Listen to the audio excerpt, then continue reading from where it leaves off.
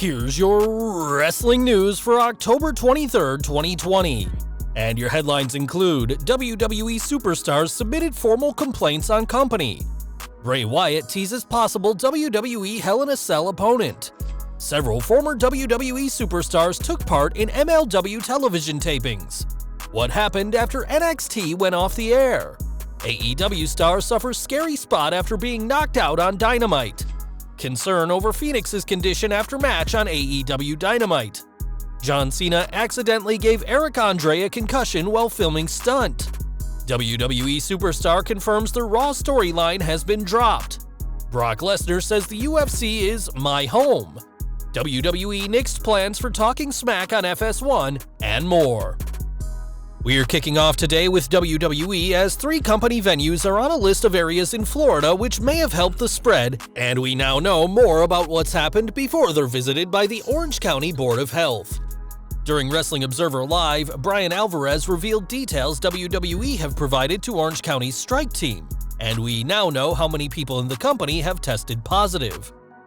Their report reveals that WWE administered 10,000 tests, with 1.5% coming back positive, and though that number is far below the US national average of over 5%, that still means WWE have admitted to 150 positive cases. After WWE had a reported 38 positive cases in their first outbreak, the company was very strict about keeping the results of tests a secret, but now we know that their second outbreak has been far worse. Alvarez added that he knows for sure that many of those WWE employees who tested positive went on to cause their families to test positive. And whilst the number amongst family members isn't included in WWE's figures, it'll be interesting to see if the Board of Health considers them when looking at WWE venues.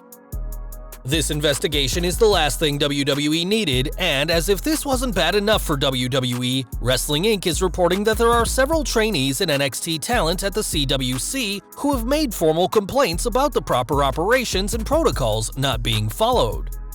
The report notes that a few weeks back, a couple of people spoke up at an NXT taping about anti-maskers not following guidelines outside of NXT in training, putting others at risk due to their own actions. Whilst WWE have insisted that they want everyone to follow protocols about when they attend large events and what they post on social media, there's no shortage of pictures of wrestlers not adhering to the rules in large gatherings indoors, which could certainly hurt the WWE during this investigation. It was also noted that WWE can't control how talent live their lives outside of WWE, but any photos of wrestlers not following the guidelines out of the company will surely raise questions about how they act in the CWC. Should another outbreak occur, WWE could pause having fans live inside the Capitol Wrestling Center, instead relying solely on virtual fans.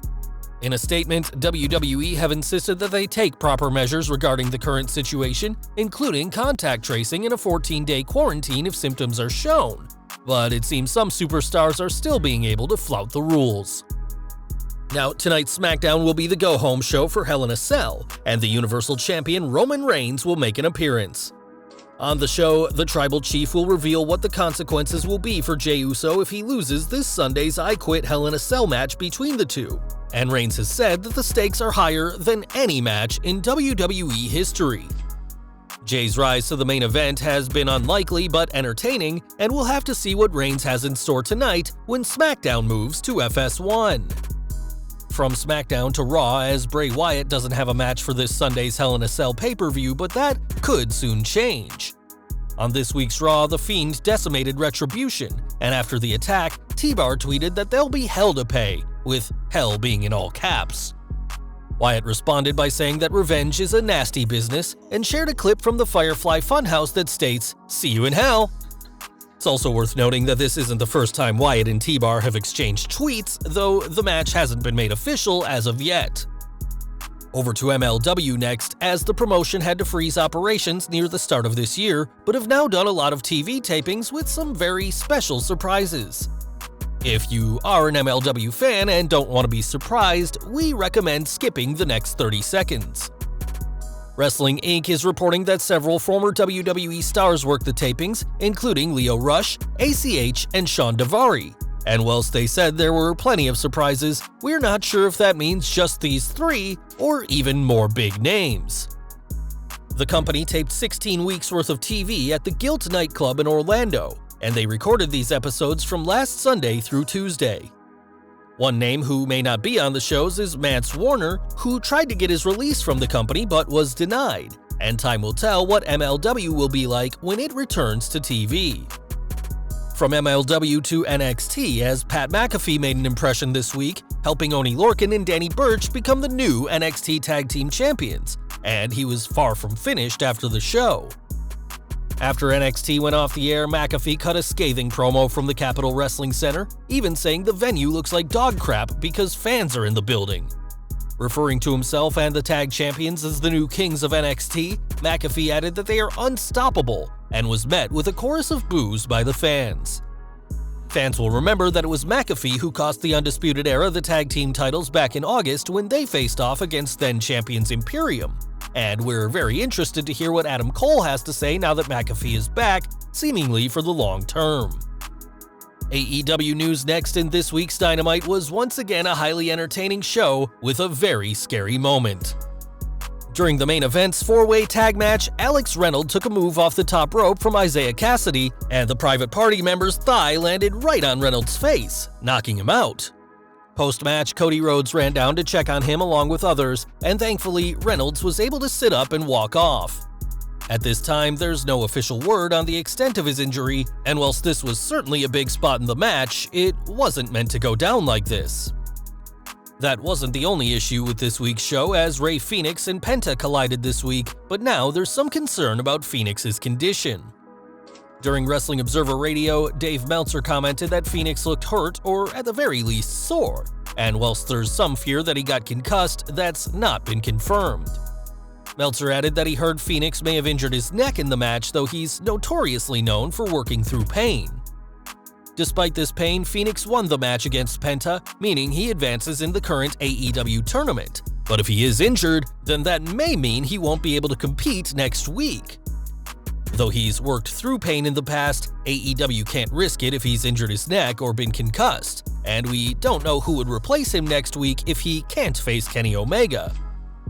The Lucha Bro was said to be walking around and acting fine last night, but he was still sore, and we'll keep you, the viewers, updated as more information is made available. Back to WWE now, and it's no secret that John Cena is a powerful man both in terms of muscles and in Hollywood, but recently all that power came back to haunt him during a stunt on the Eric Andre show. Appearing on Jimmy Kimmel Live, Andre said that there was a stunt which had Cena launching him on set, but some metal shelves fell on him and knocked him in the head, though he didn't blame Cena. He added, "John Cena did the stunt right, but we prepped for the stunt wrong. That metal shelf came over and clocked me in the head, and I got concussed and went to the hospital." Andre joked that the bump on the side of his head wouldn't look out of place in a Bugs Bunny or Fred Flintstone cartoon, and that he went to the hospital immediately. Thankfully, Andre was okay and is able to joke about the incident now, but clearly things could have been worse, especially when you're being hurled around by a two-time Royal Rumble winner. If you've been watching WWE for a while, you'll know that storylines can be dropped for no reason, and it's usually because Vince McMahon's changed his mind. One person who knows that now is Charlie Caruso, who responded to a fan on Twitter who questioned why the story between herself and Angel Garza hasn't been on TV as of late. Replying, Caruso said the angle has been randomly stopped, as it looks like fans won't see what would have been the payoff of Garza courting her. Garza was also close with The Bachelor's Demi Burnett, who hasn't been seen on Raw since early September when she was confronted by Retribution backstage, though there were plans for her to stick around longer. The angle between her and Garza reportedly would have ended with a Bachelor-style segment where Burnett would choose the superstar she wanted to be with, and though she also expressed an interest in training for a match, it looks like that match, or anything else with her, won't be happening thanks to this angle being dropped. Speaking of Raw, Keith Lee debuted on the Red brand earlier this year in a big way with a win over Randy Orton, but fans weren't sold on the theme he used for his main roster call-up.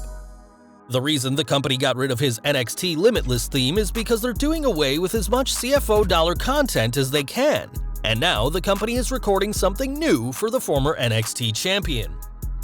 According to PW Insider, Lee has been in a recording booth this week, laying down tracks for his new theme, and the fact that he's providing some vocals is a good sign, given that he did exactly the same for his popular Limitless theme.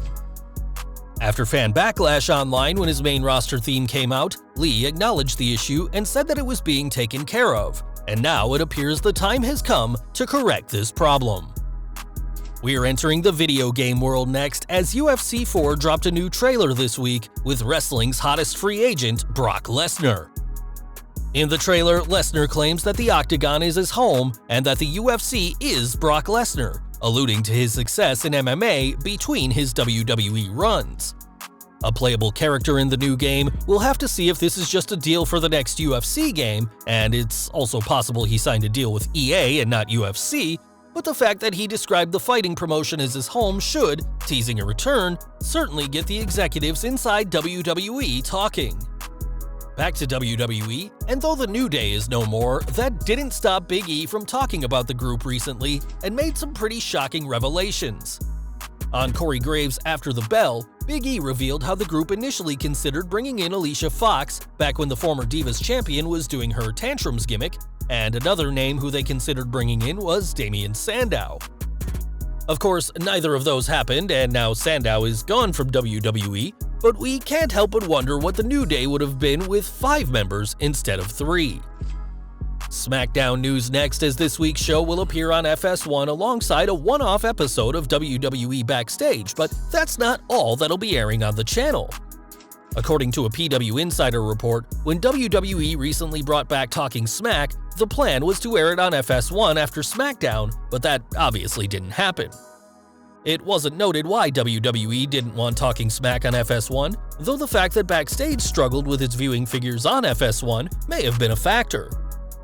Now, Talking Smack airs Saturday mornings to ensure viewers on the West Coast aren't being spoiled, and we'll have to see how Backstage does on FS1 for tonight's one-off show.